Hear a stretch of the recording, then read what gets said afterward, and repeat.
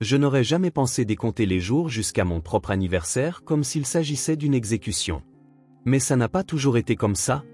Avant de commencer l'histoire, n'oubliez pas de laisser un like et de vous abonner à la chaîne pour voir plus d'histoires comme celle-ci.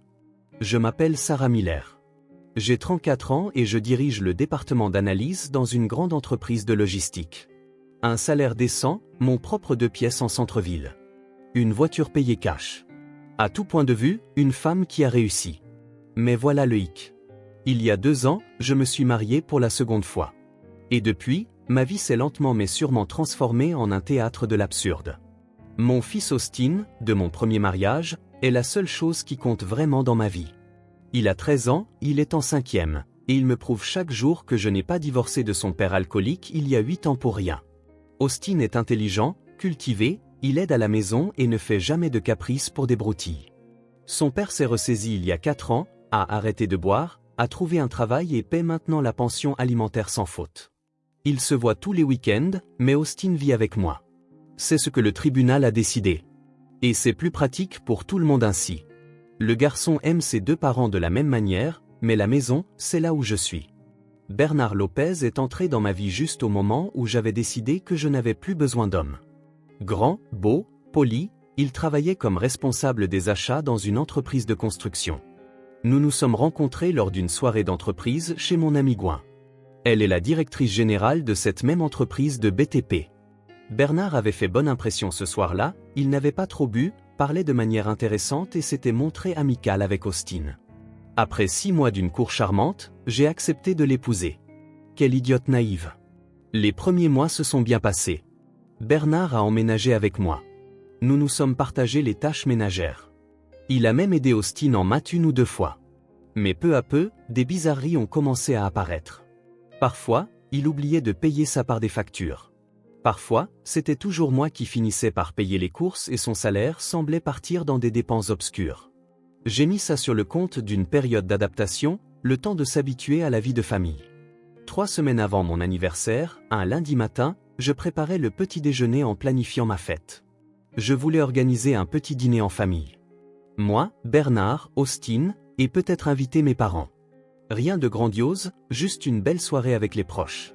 Sarah, tu peux me donner de l'argent pour le déjeuner. Bernard se tenait à la porte de la cuisine, en train de boutonner sa chemise. J'ai oublié de retirer de l'argent au distributeur hier. Combien te faut-il? Je lui ai tendu un billet de 5 cents dollars de mon portefeuille. Je peux en avoir 1000? Je dois aussi faire le plein d'essence.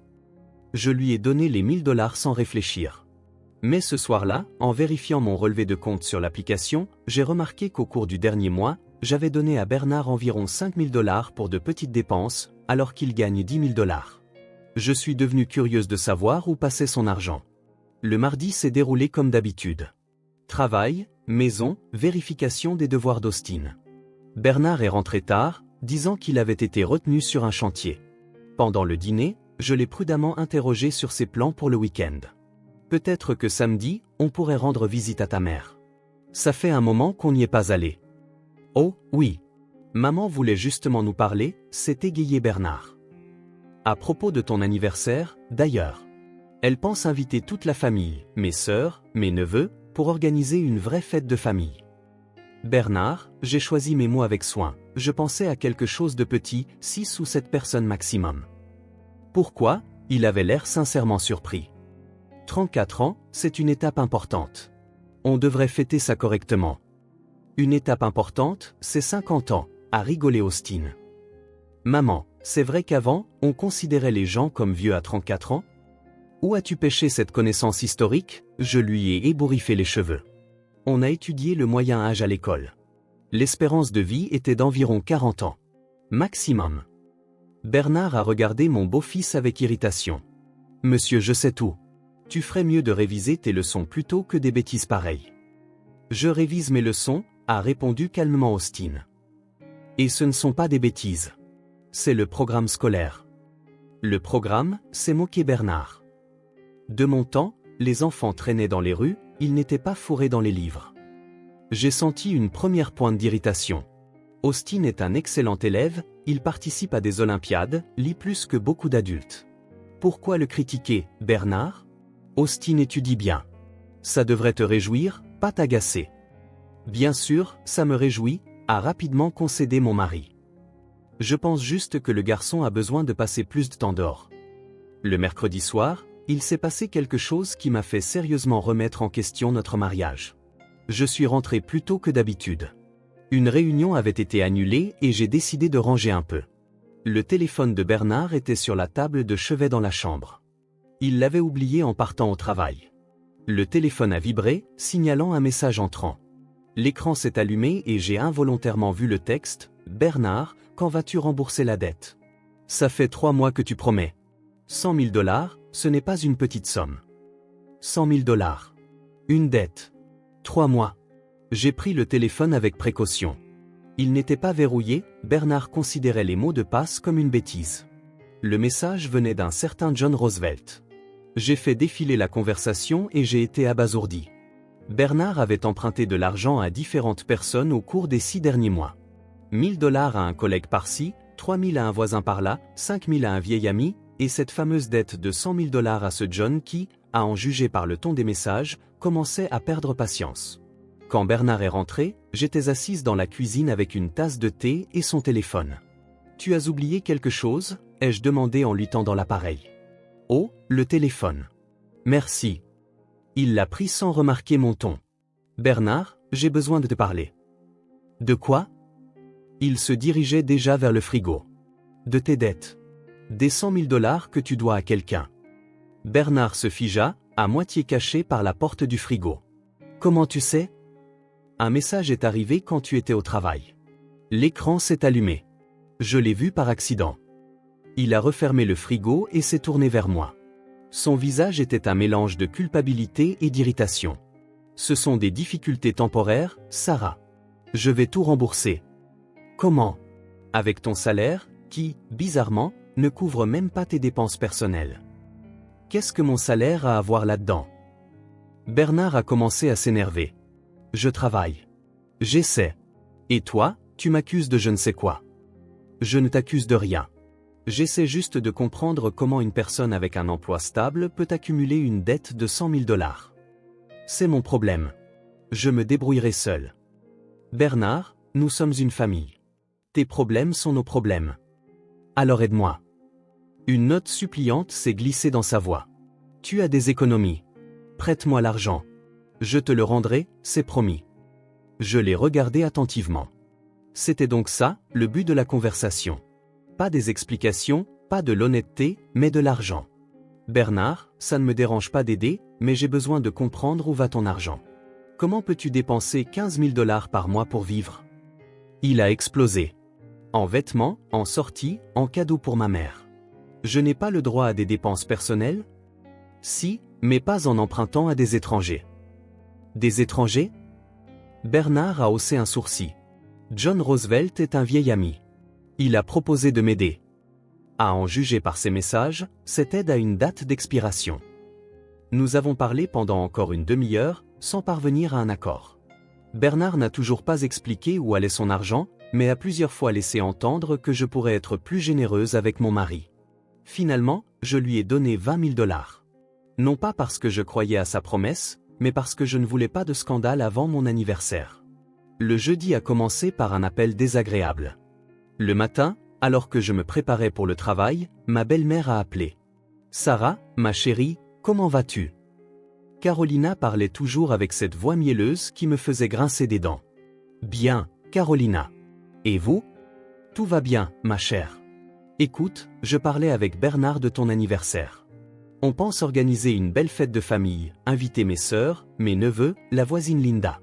Elle fait de si bonnes salades. Et surtout, tout le monde verra à quel point mon fils vit bien. Quelle femme capable il a, Carolina, je prévoyais une petite célébration. Oh, non. Ma chère, 34 ans, c'est une étape importante. On ne peut pas fêter ça discrètement. Les gens vont penser qu'on est radin ou qu'on est en froid avec la famille. Mais je ne suis pas prête à accueillir une grande foule. Qui a-t-il à préparer ? Juste mettre la table. Faire quelques salades. On aidera, bien sûr. Linda apportera sa salade russe. Moi, je ferai ma salade de hareng. L'important, c'est une ambiance chaleureuse. J'ai essayé à nouveau d'expliquer que je voulais un anniversaire tranquille, mais ma belle-mère était inébranlable. Elle avait déjà tout arrangé, prévenu tout le monde, et changer les plans signifierait offenser la famille. Finalement, j'ai cédé et accepté la célébration familiale. Après la conversation avec ma belle-mère, mon humeur était complètement gâchée. J'ai réalisé que j'allais devoir dépenser beaucoup plus d'argent en nourriture, acheter de l'alcool, nettoyer et me préparer à une invasion de gens que je connaissais à peine. Et bien sûr, tout cela avec mon argent. Au travail, j'ai essayé de me concentrer sur mes tâches, mais mes pensées revenaient sans cesse aux problèmes de la maison. Vers l'heure du déjeuner, la secrétaire est venue me dire que l'école avait appelé. Austin était convoqué dans le bureau du principal. Mon cœur s'est serré. Mon fils n'avait jamais causé de problème à l'école. J'ai pris un congé et je suis allé à l'école. Dans le bureau du principal, j'ai été accueilli par une Catherine souriante. « Sarah, entrez, je vous en prie. J'ai une excellente nouvelle pour vous.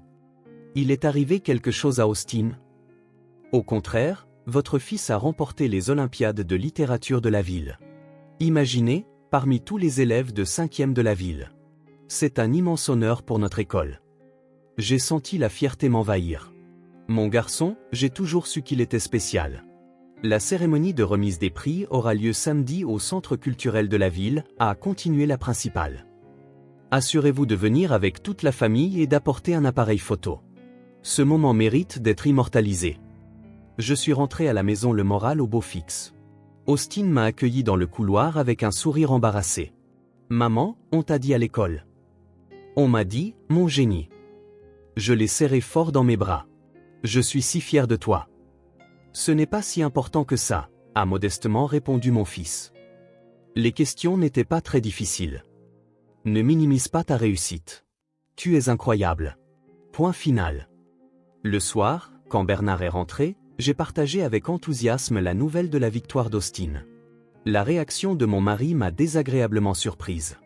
Bof, la littérature, a-t-il haussé les épaules. Ce n'est pas comme les maths ou la physique. Ça ne demande pas beaucoup d'intelligence. Comment ça n'en demande pas, je me suis indigné. Essaie d'écrire une dissertation du niveau d'un lauréat des Olympiades de la ville. Sarah, ne prends pas ça si au sérieux. Je suis content pour le garçon, bien sûr. Je pense juste qu'il est plus important pour un gars d'étudier les sciences dures. Austin étudie aussi bien les sciences dures que les lettres, et il excelle dans tout. D'accord. Pas de dispute. Le lendemain, vendredi, Austin et moi sommes allés en ville pour lui acheter un cadeau, un nouveau sac à dos pour l'école qu'il voulait depuis longtemps. Au centre commercial, nous sommes tombés par hasard sur Carolina et sa sœur Molly. « Oh, ça » m'a salué joyeusement ma belle-mère. « Quel plaisir de vous rencontrer. Et voici mon petit-fils, Austin. Fais connaissance avec Molly. C'est le fils de Sarah de son premier mariage. » L'expression « fils du premier mariage » m'a poignardé. Pas le beau-fils de Bernard, pas un membre de la famille, mais précisément du premier mariage, comme si c'était un stigmate. « Bonjour » a poliment salué Austin. « Oh, quelle bonne manière » Molly l'a regardé avec intérêt. « Et à qui ressemble-t-il, si grand ?»« À son grand-père » ai-je répondu. « Mon père est grand. »« Comment ça se passe à l'école » a continué de demander Molly. C'est un excellent élève, ai-je dit fièrement. Il vient de remporter les Olympiades de littérature de la ville. Wow, a été impressionné Molly. Bravo. Oui, bravo, a interjeté Carolina, et des tons froids se sont glissés dans sa voix. Bien que la littérature ne soit pas la matière la plus nécessaire pour un garçon. Bernard aussi étudiait bien quand il était enfant, mais en maths. C'est bien plus important pour une future carrière. Pourquoi est-ce plus important ? N'a pas pu s'empêcher Austin. Sans la littérature, les gens ne sauraient pas parler et écrire magnifiquement. Oh, le petit malin, a souri Carolina avec condescendance. Parler magnifiquement, c'est bien, mais l'argent, ce sont les mathématiciens et les ingénieurs qui le gagnent. Maman gagne de l'argent même si elle n'est pas mathématicienne, a dit simplement Austin. Le visage de ma belle-mère s'est crispé. Bien sûr, mon cher. Je dis juste qu'il est important pour les hommes d'avoir une profession sérieuse. Nous nous sommes dit au revoir et sommes partis, mais un goût amer persistait. Pourquoi Carolina dévalorise-t-elle autant les réussites d'Austin? Et pourquoi Bernard soutient-il cette attitude? Le vendredi soir, j'ai décidé d'avoir une conversation franche avec mon mari. Bernard, je n'aime pas la façon dont ta mère traite Austin. Qu'est-ce que tu veux dire par n'aime pas? Il regardait la télé sans quitter l'écran des yeux. Elle dévalorise constamment ses réussites. Aujourd'hui au centre commercial, c'était la même chose. Maman ne dévalorise personne. Elle pense juste que le garçon a besoin de se développer de manière équilibrée. Être équilibré, c'est bien, mais pourquoi déprécier ce qu'il fait de mieux? Sarah, ne cherche pas de problème là où il n'y en a pas. Maman traite bien Austin. Bien? Elle l'appelle le fils du premier mariage comme s'il ne faisait pas partie de notre famille. N'est-il pas le fils du premier mariage? Bernard m'a enfin regardé. C'est un fait, pas une insulte. Il ne s'agit pas du fait, mais du ton, et de la façon dont elle le met en opposition avec toi. Comme si Bernard était une star des maths et celui-ci seulement en littérature. Peut-être qu'elle pense vraiment que les maths sont plus importantes que la littérature. C'est son droit. Bernard, tu t'entends? Tu défends ta mère qui dévalorise mon fils. Ton fils? L'irritation s'est glissée dans la voix de mon mari. Qu'est-ce que j'ai à voir là-dedans? Ne suis-je pas un membre de la famille? Quel est le rapport? On parle de soutenir Austin, pas de le critiquer. Personne ne le critique. Arrête juste d'en faire un génie à cause d'un concours scolaire. Un concours scolaire? Je n'en croyais pas mes oreilles. C'est un concours à l'échelle de la ville. Bernard, Austin a concouru contre des centaines d'élèves et il a gagné. D'accord, il a gagné. Et alors, on doit déclarer un jour férié national? Non, juste être fier de lui et le soutenir. Je le soutiens, mais sans fanatisme. Samedi matin, je me suis réveillé avec un poids sur le cœur. M'attendait la cérémonie de remise des prix d'Austin, le lendemain, mon anniversaire, qui était passé d'un modeste dîner de famille à un grand événement. Et chaque jour, je réalisais plus nettement que mon mari n'était pas la personne que je croyais. Bernard déjeunait en étudiant des documents. « Qu'est-ce que tu lis ?» ai-je demandé en me servant un café. « Je vérifie des contrats de travail. Demain, c'est un jour de congé, mais on a une échéance de projet la semaine prochaine. Tu iras à la cérémonie d'Austin? Bien sûr que j'irai. Tu en doutais? Il a haussé les sourcils de surprise. Non, je voulais juste m'assurer que tu t'en souviens. Je m'en souviens. À 14 h, nous sommes allés au centre culturel en famille. Austin était nerveux, ajustant sa chemise, vérifiant que ses cheveux étaient bien coiffés. Je lui ai caressé l'épaule en lui disant que tout irait bien. La salle était comble, enfants, parents, professeurs. Austin a été appelé parmi les premiers. Il est monté sur scène, a reçu un diplôme et un livre en cadeau, a remercié pour le prix. J'ai tout filmé avec mon téléphone, rempli de fierté. Bravo, mon fils, lui ai-je murmuré quand il est retourné à sa place. Pas mal, a grommelé Bernard. Après la partie officielle, nous sommes allés dans un café pour célébrer la victoire d'Austin. J'ai commandé une pizza et du jus. Bernard a pris une bière. À table, Austin parlait des questions du concours, de sa nervosité, des participants dont il se souvenait. Et un garçon de la 5e école a écrit une dissertation sur guerre et paix, même s'il n'en était pas encore là dans leur programme, a raconté mon fils avec enthousiasme. Mais le jury a dit que ça ne compterait pas car il fallait écrire uniquement sur les œuvres étudiées. C'est vrai, j'ai hoché la tête. On ne peut pas enfreindre les règles. En fait, Bernard a fini sa bière et a posé son verre. Je ne comprends pas pourquoi aujourd'hui il faut mémoriser des poèmes et étudier des livres écrits il y a 100 ans. Austin a regardé son beau-père avec surprise. Pourquoi pas? Pour comprendre la culture, l'histoire et développer son expression. On peut développer son expression sans poème, l'a interrompu Bernard. Et la culture? Quelle utilité pratique ça a? Bernard, j'ai essayé d'arrêter la conversation. Ne nous disputons pas sur le programme scolaire. On ne se dispute pas. On discute. Je pense juste que les enfants doivent apprendre des choses utiles. Des programmes informatiques, par exemple, ou l'économie. L'économie, on l'étudie dans les classes supérieures, a expliqué patiemment Austin. Et la littérature est utile aussi. Elle apprend à penser, à analyser, à comprendre les gens. Comprendre les gens, a ricané Bernard. Gamin, dans la vraie vie, on ne comprend pas les gens avec des livres, mais avec des actes. L'un n'exclut pas l'autre, mon fils n'a pas lâché. Assez de philosophie, a dit sèchement Bernard. Pense plutôt à comment tu vas améliorer tes maths, sinon ce sera comme dans la blague, un littéraire sans le sou. Austin a rougi et s'est tu. J'ai senti la colère monter en moi. Bernard s'est déplacé. Aujourd'hui, c'est la journée d'Austin et il mérite des éloges, pas des leçons. Quelles leçons? Je lui parle juste en tant qu'aîné. Tu lui parles avec mépris. Sarah, n'exagère pas. Je veux qu'il soit prêt pour la vie d'adulte. Il s'y prépare. Il étudie bien, se développe, participe à des concours. Que veux-tu de plus? Il ne faut pas prendre la grosse tête à cause d'une seule victoire. Austin s'est levé de table. Je peux aller me promener? Il y a un parc à côté. Bien sûr, j'ai hoché la tête. Ne t'éloigne pas trop. Quand notre fils est parti, je me suis tourné vers mon mari. Pourquoi fais-tu ça? Faire quoi? Dévaloriser ses réussites. Gâcher sa fête. Je ne gâche rien. Je ne vois juste pas la nécessité d'en faire toute une montagne. Gagner un concours à l'échelle de la ville, c'est une broutille. Sarah, ça suffit. Et alors, un concours? De mon temps, des petits malins comme ça, il y en avait à tous les coins de rue.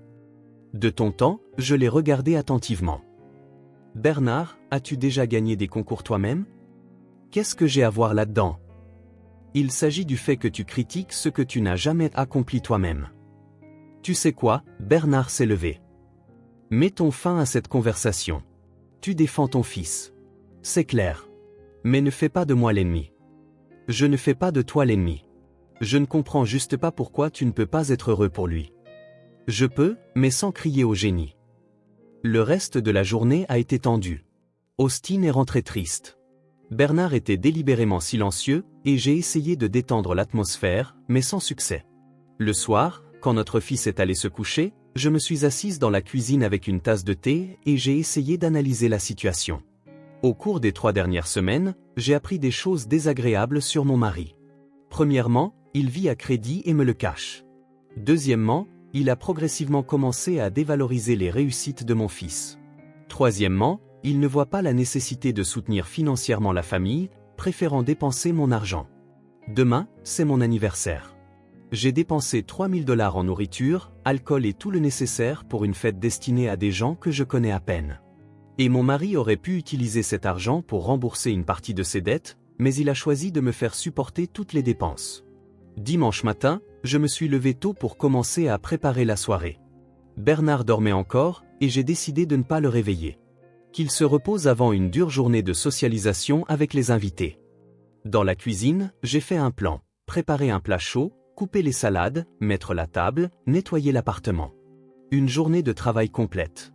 Austin s'est réveillé vers 9 h et a proposé son aide. Maman, qu'est-ce que je dois faire? Tu peux passer l'aspirateur dans les chambres et ensuite m'aider à mettre la table. Est-ce que beau-papa va aider? Bien sûr qu'il le fera, ai-je répondu, bien qu'intérieurement j'en doutais. Bernard n'est apparu dans la cuisine qu'à 11 h, en pantalon de jogging et t-shirt déformé. Joyeux anniversaire, ma chérie. Il m'a embrassé sur la joue et a pris du jus dans le frigo. Merci, Bernard. J'ai besoin de ton aide pour les préparatifs. Bien sûr, mais d'abord je vais me rafraîchir. Il a disparu dans la salle de bain pendant une demi-heure, puis a passé une autre demi-heure à se raser et à se coiffer. Quand il est finalement apparu dans la cuisine, impeccable, il était presque midi. Qu'est-ce que je dois faire? A-t-il demandé en regardant mes préparatifs. Tu peux préparer la viande?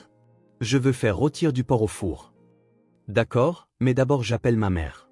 Je veux savoir à quelle heure ils arriveront. L'appel téléphonique avec Carolina a duré 20 minutes.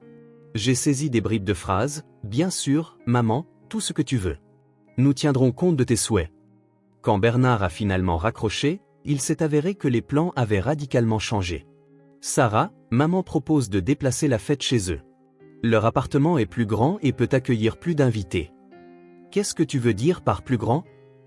J'ai failli laisser tomber le couteau de surprise. Combien de personnes sont attendues? Eh bien, maman, ses sœurs, ça fait 4 personnes. Leur mari, 4 de plus. Les nièces et neveux avec leur famille, environ 8 personnes. La voisine Linda avec sa fille. Bernard, les jeux interrompus. Ça fait environ 20 personnes. On avait prévu un dîner de famille. Et alors? Une grande famille signifie une grande fête. Mais j'ai déjà tout acheté, commencé à cuisiner. Ce n'est pas grave. On déplacera les courses chez maman et on finira de cuisiner là-bas. Et Austin, ai-je immédiatement pensé à mon fils. Il se sentirait mal à l'aise parmi tant d'inconnus. Austin s'adaptera. C'est bien pour un gamin d'être dans un grand groupe. Bernard, je ne veux pas déplacer la fête chez ta mère. Pourquoi pas? Il était sincèrement surpris. Parce que c'est mon anniversaire et je veux le passer à la maison, dans un environnement calme. Sarah, ne sois pas égoïste. Maman s'est donné du mal. Elle a invité tout le monde. Acheter la nourriture. Quelle nourriture? Tu as dit qu'on déplacerait tout chez nous. Eh bien, elle a aussi acheté quelques trucs. Du hareng, par exemple. J'ai pris une profonde inspiration, essayant de rester calme.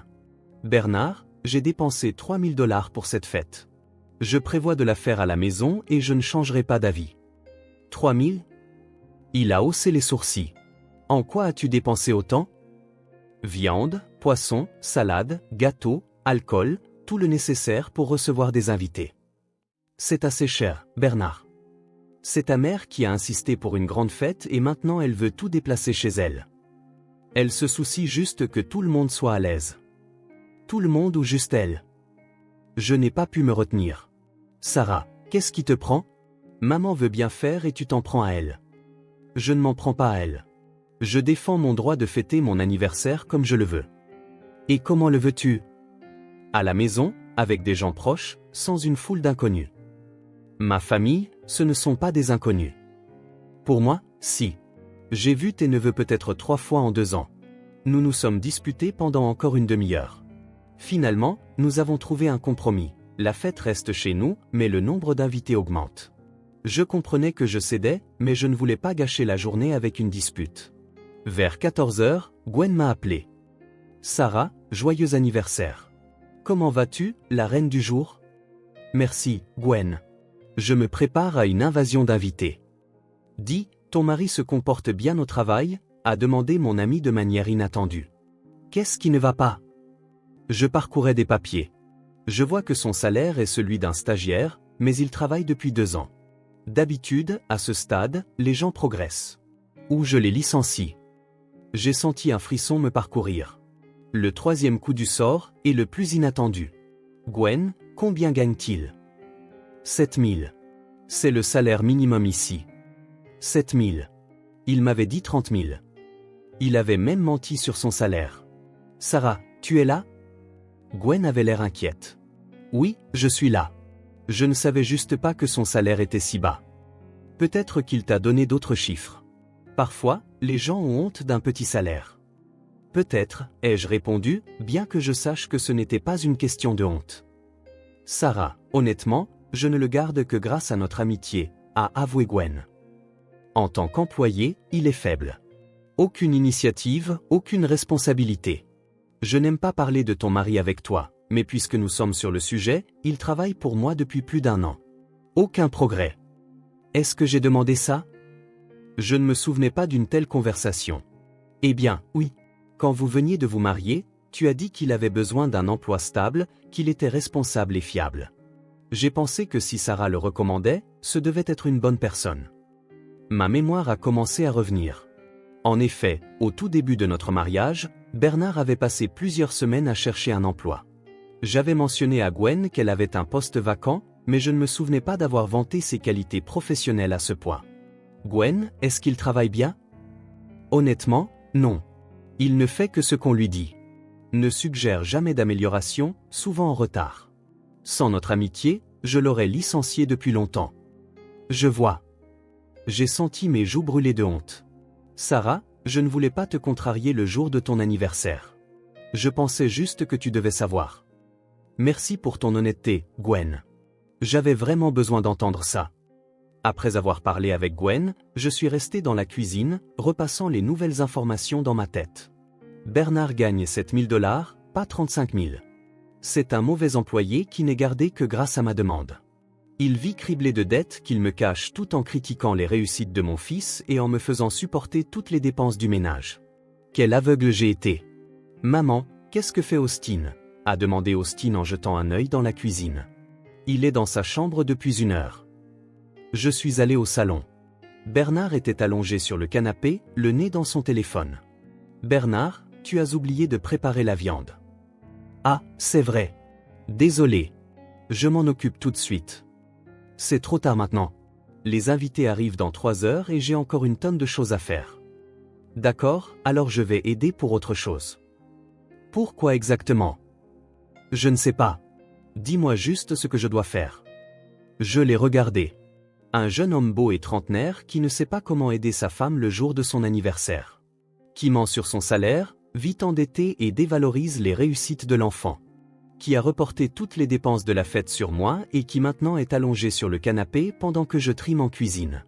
Tu sais quoi, Bernard, ai-je dit calmement. Laisse tomber. Je vais me débrouiller seul. Tu es sûr? Absolument. Il a hoché la tête avec soulagement et s'est replongé dans son téléphone. Je suis retourné à la cuisine pour préparer une fête que je voulais de plus en plus annuler chaque minute. Les 3 heures restantes avant l'arrivée des invités sont passées sans que je m'en rende compte. J'ai cuit la viande, préparé 3 sortes de salades, mis la table, nettoyé l'appartement. Austin a aidé comme il pouvait, lavant la vaisselle, disposant les assiettes, passant l'aspirateur. Bernard demandait de temps en temps si j'avais besoin d'aide, recevait un « merci » en réponse, et retournait à ses occupations. À 19 heures, j'étais prête à accueillir les invités. La table était surchargée de mets. L'appartement brillait de propreté. J'ai enfilé une belle robe bordeaux, un cadeau que je m'étais fait pour mon anniversaire.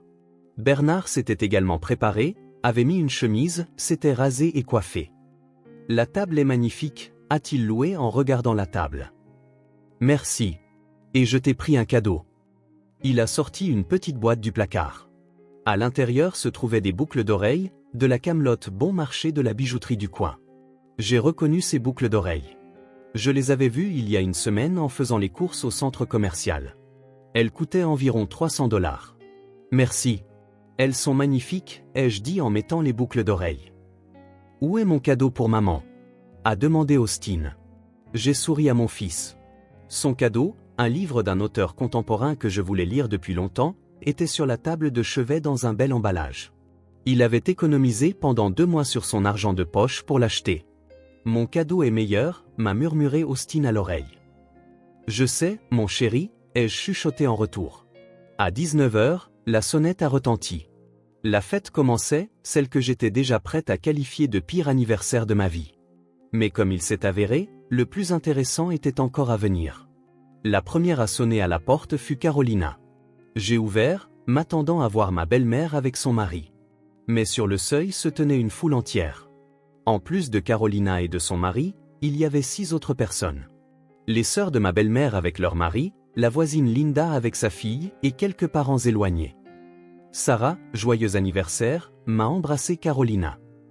Nous avons décidé de venir en famille. J'ai regardé, confuse, la foule d'invités non conviés. La table était mise pour 8 personnes et en voilà 10 qui arrivaient. Entrez, ai-je dit, calculant mentalement que je devrais d'urgence acheter plus de nourriture et d'alcool. Bernard a accueilli les parents à bras ouverts, comme si c'était son idée. Les invités se sont serrés autour de la table comme des sardines en boîte.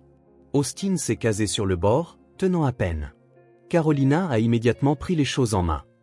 Comme toujours, Sarah, une seule sorte de viande. Les hommes n'en auront pas assez, et il n'y a pas assez de salade pour une telle compagnie. J'ai donné $3000 à Linda pour des courses supplémentaires, bien que je sache que c'était absurde, mais je ne voulais pas me disputer devant les invités. La première heure s'est déroulée relativement paisiblement. Tout le monde a mangé, bu, loué les plats. J'ai commencé à penser que peut-être ça irait. Mais ensuite, la conversation s'est tournée vers les enfants. « Comment va ton Austin à l'école » a demandé l'une des tantes. « Très bien. Il a récemment remporté les Olympiades de littérature de la ville. » La littérature, a dit Carolina avec scepticisme. Avant, elle ne prêtait tout simplement pas beaucoup d'attention à Austin, mais maintenant, apparemment, elle avait décidé de montrer son influence dans la famille. C'est bien, bien sûr, mais ce n'est pas l'essentiel pour un garçon. Mon Bernard était un excellent élève en maths quand il était enfant. Pourquoi la littérature n'est-elle pas l'essentiel? Austin n'a pas pu se retenir. C'est déplacé, s'est exclamé ma belle-mère. Un enfant ne doit pas se mêler des conversations d'adultes. Ce qui a suivi est ce que j'appellerai plus tard un cauchemar. Tous ses parents se sont mis à discuter de mon éducation, à critiquer Austin et à donner des conseils non sollicités. Carolina a affirmé que je gâtais trop mon fils, que je lui achetais des choses chères et que je lui permettais de discuter avec les aînés. Un garçon a besoin d'une main d'homme, a-t-elle conclu.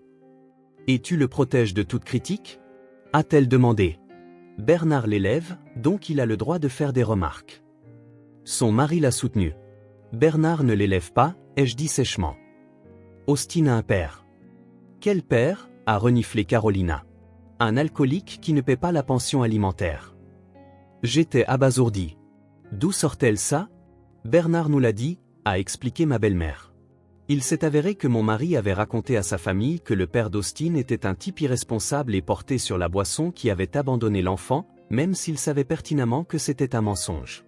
Le père d'Austin a arrêté de boire il y a 3 ans, travaille de manière stable, paie la pension alimentaire et passe chaque week-end avec son fils. Bernard, pourquoi as-tu menti sur mon ex-mari ? Ai-je demandé froidement. Je n'ai pas menti. J'ai dit les choses comme je les vois, a-t-il marmonné. Le scandale n'a fait que s'envenimer. La famille de Bernard me critiquait pour la mauvaise éducation de mon fils, et il les soutenait.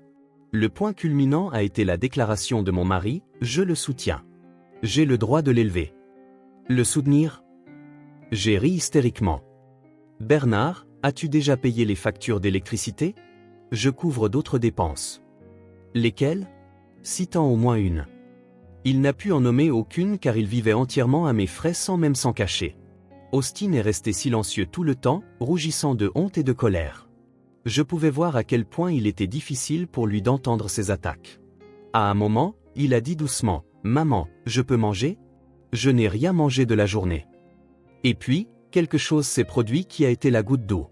Austin a tendu la main vers l'assiette de viande que j'avais préparée toute la journée. Soudain, Bernard a attrapé sa main brusquement, le repoussant de la table. Ma mère mange d'abord, et ensuite ton pathétique de fils pourra s'asseoir pour manger, a crié mon mari, en poussant mon fils loin de la table, le jour de mon anniversaire que j'avais entièrement payé. Silence. Même la famille de Bernard s'est figée, surprise d'une telle agression.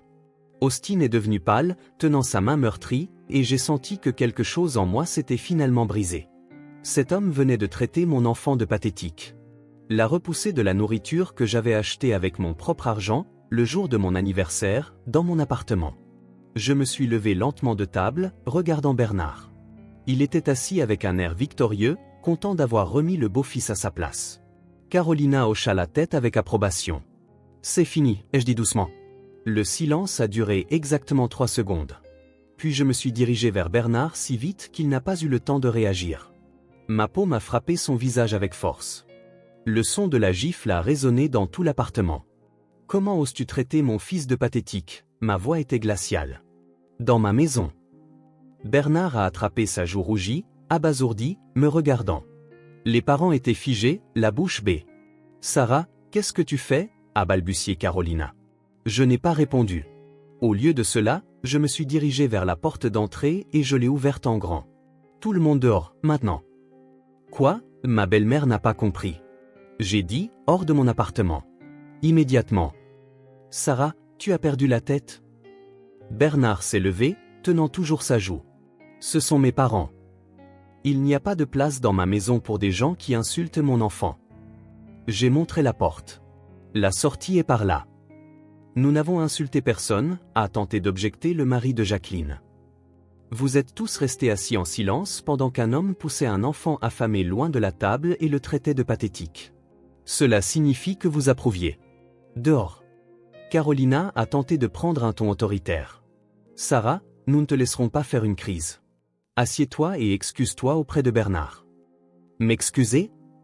J'ai ri, un rire court et amer. Auprès de l'homme qui a insulté mon fils ? Carolina, soit vous partez de vous-même, soit j'appelle la police. Appelez la police pourquoi ? A protesté la belle-mère. Pour violation de domicile, insulte à un mineur, violence domestique.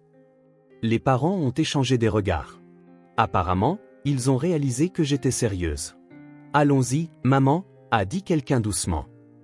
Inutile de se battre. Nous n'allons nulle part, a explosé Bernard. C'est aussi ma maison. Non, ai-je répondu calmement. C'est ma maison. Un héritage de ma grand-mère. Tu n'es pas déclaré ici. Tu ne figures pas sur les papiers de l'appartement. Et tu ne paies pas un seul dollar pour ça.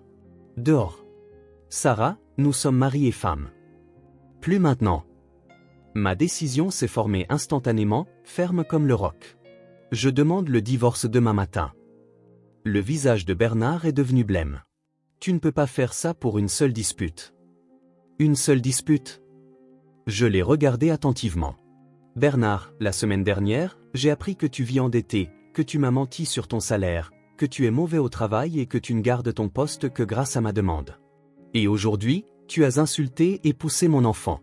Quelle autre dispute? Comment sais-tu pour le travail? A-t-il demandé, confus. Gwen me l'a dit. Mon amie, ta patronne. Tu te souviens d'elle? Bernard est devenu encore plus pâle. Écoute Sarah, on peut en parler. Il n'y a rien à discuter. J'ai sorti mon téléphone. Vous avez 5 minutes pour faire vos valises et partir. Après ça, j'appelle la police. Les parents ont commencé à s'agiter, ramassant sacs et manteaux. Carolina me lançait des regards furieux, mais n'osait plus discuter. Bernard a essayé de dire quelque chose, mais je n'écoutais pas. Quand tout le monde est finalement parti sauf Bernard, j'ai verrouillé la porte avec le loquet et je me suis tourné vers mon mari. Maintes fois. Sarah, parlons calmement. Pars volontairement, Bernard. Où vais-je aller? Je n'ai même pas d'argent pour un hôtel. Pas mon problème. Tu iras chez ta mère, tes tantes, ton pote qui te doit 100 000 $. Je m'en fiche. Sarah, tu ne peux pas faire ça. Nous sommes une famille. Une famille n'insulte pas les enfants. Je suis allé au placard et j'ai sorti un grand sac à dos de sport. Fais tes valises. Tu as 10 minutes. Bernard a compris que je ne plaisantais pas. À contre-cœur, il est allé dans la chambre et a commencé à emballer ses vêtements. Pendant ce temps, j'ai sorti mon téléphone et composé le numéro d'un service de serrurerie 24H24. Bonjour. J'ai besoin de changer d'urgence les serrures de mon appartement. Oui, aujourd'hui. Tout de suite. Je paierai un supplément pour l'urgence. Le serrurier a promis d'arriver dans une demi-heure. Bernard est sorti de la chambre avec un sac à dos plein. C'est tout, a-t-il dit sombrement. Laisse les clés sur la table de chevet. Il a posé un jeu de clés avec hésitation. Sarah, je te le demande. Réfléchissons à nouveau. Je sais que j'ai eu tort. Tu n'as pas seulement eu tort, Bernard. Tu as montré ton vrai visage. Et je n'aime pas ce que je vois. Mais je t'aime. L'amour, ai-je ricané. Quelqu'un qui t'aime n'insulte pas ton enfant, ne te ment pas et ne vit pas à tes crochets. Je changerai. Je te le promets. Trop tard. La sonnette a retenti. Le serrurier était arrivé plus tôt que promis. J'ai ouvert la porte et Bernard a réalisé que c'était la fin. Tu changes sérieusement les serrures? Très sérieusement. Il a ramassé son sac à dos et s'est lentement dirigé vers la porte. Sarah, j'appellerai. On en reparlera. Non, tu n'appelleras pas. Je vais bloquer ton numéro. La porte s'est refermée derrière lui. Le serrurier, un homme d'une 50aine d'années, a secoué la tête avec sympathie. Problème de famille. Ex-mari, ai-je répondu brièvement. Je vois. On va installer des serrures qu'aucun crochet ne pourra forcer. Pendant que le serrurier travaillait, j'ai rassemblé les affaires restantes de Bernard et les ai fourrées dans des sacs poubelles. Son rasoir, sa brosse à dents, ses boutons de manchette, ses chaussettes, tout y est passé. Puis j'ai sorti les sacs dans le couloir et les ai laissés près de l'ascenseur. Austin était resté assis dans la cuisine tout ce temps, visiblement inquiet. Quand le serrurier a fini et est parti, je suis allé voir mon fils. « Comment vas-tu » ? « Ça va » a-t-il dit, pas très sûr de lui. « Maman, tu vas vraiment demander le divorce » ? « Oui. » « Et il ne vivra plus ici » ? « Plus jamais. » Austin est resté silencieux un instant, puis a dit doucement, « Je suis content. » Je ne me suis jamais senti à l'aise avec lui. Il me regardait toujours bizarrement. « Pourquoi ne me l'as-tu pas dit » ? Je ne voulais pas te contrarier. Je pensais que tu l'aimais. J'ai serré mon fils fort dans mes bras. « Merci de m'avoir protégé » a-t-il murmuré. « Je te protégerai toujours, mon chéri, contre n'importe qui. » Nous avons nettoyé les restes de la fête. La viande coûteuse que j'avais mis si longtemps à préparer, les salades signature, le gâteau, tout est allé au frigo. La fête s'est terminée avant même d'avoir vraiment commencé. Vers 22h30, Gwen a appelé. « Sarah, comment Comment s'est passé l'anniversaire? Intéressant, ai-je répondu. Gwen, tu travailles demain? Oui, bien sûr. Alors, peux-tu licencier Bernard? Nous divorçons. Il y a eu une pause sur la ligne. Sérieusement? Qu'est-ce qui s'est passé? Il a traité mon fils de phénomène et l'a repoussé de la table à ma fête d'anniversaire. Quoi? Gwen a juré. Bien sûr que je vais le licencier. Honnêtement, j'y pensais depuis un moment. Je ne le gardais que pour toi. Je ne voulais pas créer de problème dans ta famille. Je sais. Merci d'avoir été honnête. Et quand peux-tu enregistrer la rupture de contrat? Demain. Il n'a même pas besoin de se présenter au travail. Après l'appel avec Gwen, j'ai pris une douche, me suis changé pour quelque chose de confortable et me suis assise dans la cuisine avec une tasse de thé. Le silence dans l'appartement était étonnamment réconfortant. Personne ne mettait la télé à fond. Personne ne me prêchait comment vivre ma vie. Et personne ne critiquait Austin. À 23h30, mon téléphone a sonné.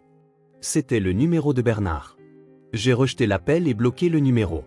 5 minutes plus tard, un appel est venu du numéro de Carolina. Je l'ai bloqué aussi. À minuit, quelqu'un a commencé à frapper à la porte. J'ai regardé par le Judas. C'était Bernard, clairement ivre. Sarah, ouvre. Je gèle. Les clés ne marchent pas. Va chez ta maman, ai-je crié à travers la porte. Ma mère ne m'a pas laissé entrer. Elle a dit que c'était de ma faute. Intéressant. Donc, même ta propre mère ne t'a pas soutenu. Pas mon problème, Bernard. Va-t'en. Je suis ton mari. Ex-mari. Et si tu ne pars pas, j'appelle la police. Les coups ont cessé. Je l'ai entendu descendre les escaliers en jurant. Le lendemain matin, je me suis réveillée bien reposée et pleine de résolution.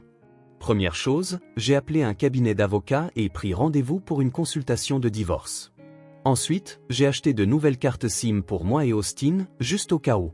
Vers 10h, le concierge de l'immeuble, Monsieur Pedia, m'a appelé. Sarah, votre mari est passé hier. Il était ivre, faisait une scène. Je ne l'ai pas laissé entrer. Vous avez bien fait, Adam. Nous sommes divorcés. S'il revient, ne le laissez pas entrer. Compris. Mais il a dit que c'était son appartement. Il ment. L'appartement est à moi. Il n'est même pas déclaré ici. Compris. Ne vous inquiétez pas. Je ne le laisserai pas entrer. Lundi matin, Gwen m'a envoyé un texto, j'ai traité la résiliation de ton ex. Il s'est présenté comme si de rien n'était, et je lui ai dit, fais tes cartons et va au RH. Il a crié, demandé des explications, mais les papiers étaient déjà faits. D'ailleurs, il s'avère qu'il se la coulait douce depuis des mois. Certains contrats importants sont tombés à l'eau à cause de sa négligence. Le même jour, Bernard a essayé de venir sur mon lieu de travail. La sécurité ne l'a pas laissé entrer. J'avais prévenu la direction des problèmes potentiels avec mon ex. Ce soir-là, Carolina a appelé d'un numéro inconnu. Sarah, qu'est-ce que tu fais? Tu as mis ton mari à la porte et tu l'as fait virer? Caroline, votre fils a tout cherché. Pourquoi? Pour avoir puni un enfant. Pour avoir traité un garçon de 13 ans de phénomène et l'avoir repoussé de la table. Eh bien, peut-être qu'il a choisi les mauvais mots, mais quelqu'un doit le discipliner. Non. Austin a des parents, moi et son père. Nous n'avons pas besoin de la version de la discipline de votre fils, Carolina. C'était trop dur, mais insulter un enfant ne l'est pas? Au revoir, Carolina. Ne m'appelez plus. J'ai raccroché et bloqué ce numéro aussi. 2 semaines plus tard, j'ai commencé à entendre des choses par des connaissances communes. Bernard essayait de trouver un travail, mais sans référence de son emploi précédent, c'était difficile. Il passait d'un canapé d'amis à l'autre, mais ne restait jamais longtemps. Tout le monde en avait marre de ses jérémiades sur l'injustice. 1 mois plus tard, les choses se sont aggravées. Carolina, qui avait d'abord essayé de défendre son fils, a commencé à réaliser qu'il avait vraiment eu tort. Quand Bernard lui a demandé de l'argent pour louer un appartement, elle a refusé. Il a cherché ce qui lui arrive, a-t-elle dit à une amie qui me l'a rapporté. Il avait une bonne femme et a tout gâché à cause de son attitude. Même ses tantes, qui l'avaient soutenu ce soir-là, ont fini par changer leur fusil d'épaule. Jacqueline a ouvertement dit que Bernard avait maltraité l'enfant, et Dorothy a complètement cessé de lui parler. 1 an a passé. Bernard n'avait toujours pas trouvé de travail stable, seulement des petits boulots occasionnels. L'alcool est devenu une constante dans sa vie, et même sa mère lui a finalement tourné le dos. Il a essayé de me contacter encore quelques fois par des contacts communs, mais je suis resté ferme. Le divorce a été finalisé en 2 mois, rapide et sans douleur puisque nous n'avions ni bien commun ni enfant ensemble. Austin a cessé de se sentir mal à l'aise à la maison. Il est devenu plus ouvert, plus heureux. Il s'est avéré que la présence de Bernard l'avait vraiment oppressé, même s'il n'avait jamais rien dit. « Maman, tu le regrettes ?» m'a-t-il demandé un soir. « Regretter quoi? De l'avoir épousé ?» J'ai fait une pause. « Tu sais, non, je ne regrette pas. Parce que si je ne l'avais pas fait, je me serais peut-être toujours demandé si j'avais laissé passer un homme bien. Mais maintenant, je sais avec certitude qu'il n'était pas le bon. Et maintenant? Maintenant, nous vivons en paix et heureux, et nous ne laissons plus n'importe qui entrer dans nos vies. » Une autre année a passé. Bernard n'a jamais trouvé d'emploi convenable, a survécu grâce à des petits boulots, a logé chez différentes connaissances, mais jamais pour longtemps. Son alcoolisme s'est aggravé, et même sa mère a complètement baissé les bras. Quant à Austin et moi, nous avons commencé une nouvelle vie. Mon fils a encore mieux réussi à l'école, a participé à des concours académiques et s'est inscrit dans une école de musique. J'ai eu une promotion et une augmentation au travail. Parfois, je croisais Carolina au magasin. Elle détournait le regard et se dépêchait de passer. Je suppose qu'elle avait honte de son fils. Tout récemment, environ 1 an et demi après le divorce, Gwen m'a dit que Bernard avait de nouveau essayé d'obtenir un poste chez elle. Il a dit qu'il avait changé et ne causerait plus de problème. « Et qu'est-ce que tu lui as dit ?» ai-je demandé. Je lui ai dit que par principe, je n'engage pas des gens comme lui. Qu'il devait chercher du travail ailleurs. Bien. D'ailleurs, il a demandé si je pouvais te transmettre un message, qu'il regrettait tout profondément et voulait parler. Et qu'as-tu répondu? Je lui ai dit que tu es heureuse, que tu as du succès et que tu l'as complètement oublié. Ce qui, d'ailleurs, était vrai. C'était vraiment le cas. J'avais oublié Bernard comme un mauvais rêve. Parfois, je me demandais comment j'avais pu être si aveugle, mais la plupart du temps, je ressentais simplement de la joie de vivre sans lui. Et c'est ainsi qu'en l'espace d'1 heure, il s'est retrouvé à la fois sans emploi et sans abri. Mais le plus important, c'est que j'ai réalisé que le bonheur ne signifie pas être obligatoirement marié. Le bonheur, c'est être soi-même, protéger les gens qu'on aime et ne jamais permettre à quiconque de vous humilier, vous vos proches. Et si cela signifie être seul, qu'il en soit ainsi. Il vaut mieux être seul et libre que marié à quelqu'un qui ne vous respecte pas, ni vous ni votre enfant. Austin est maintenant en 3e, il obtient d'excellentes notes. Il s'intéresse à la musique et au sport et prévoit de postuler dans une université technique. Il s'avère qu'il n'a pas seulement un talent pour la littérature, mais aussi des aptitudes pour les sciences exactes. À l'époque où Bernard était là, mon fils ressentait une tension constante et ne pouvait pas exprimer pleinement son potentiel. Maintenant, il s'épanouit. Et j'ai appris la leçon la plus importante. Ne jamais laisser les autres décider comment je dois vivre ou comment je dois élever mon enfant, même si ces autres sont censés être proches de moi. Parce que la personne la plus proche d'une mère est son enfant, et protéger cet enfant vaut toujours tous les sacrifices.